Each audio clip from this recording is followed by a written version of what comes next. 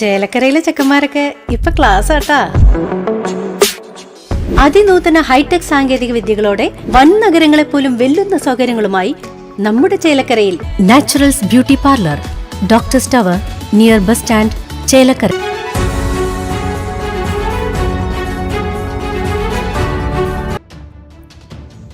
ചേലക്കര ഗ്രാമപഞ്ചായത്തിന്റെ പുതിയ പ്രസിഡന്റായി 21ാം വാർഡ് മെമ്പർ ടി ഗോപാലകൃഷ്ണനെ തിരഞ്ഞെടുത്തു.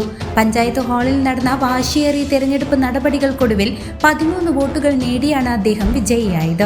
ആദ്യം നടന്ന വോട്ടിംഗിൽ UDF സ്ഥാനാർത്ഥി ടി ഗോപാലകൃഷ്ണൻ 13ഉം CPIM സ്ഥാനാർത്ഥി നന്ദകുമാർ 11 വോട്ടുകളും നേടിയതോടെയാണ് ചേലക്കര ഗ്രാമപഞ്ചായത്തിലെ മുൻ പ്രതിപക്ഷ നേതാവും നിലവിൽ ബ്ലോക്ക് കോൺഗ്രസ് പ്രസിഡന്റുമാണ് തിരഞ്ഞെടുക്കപ്പെട്ട ടി ഗോപാലകൃഷ്ണൻ. ഭരണാധികാരിയുടെ സാന്നിധ്യത്തിൽ നടന്ന നടപടിക്രമങ്ങൾക്ക് ശേഷം അദ്ദേഹം ഔദ്യോഗികമായി ചുമതലയേറ്റു.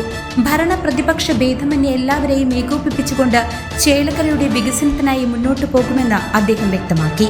CCV news, Chelakkara.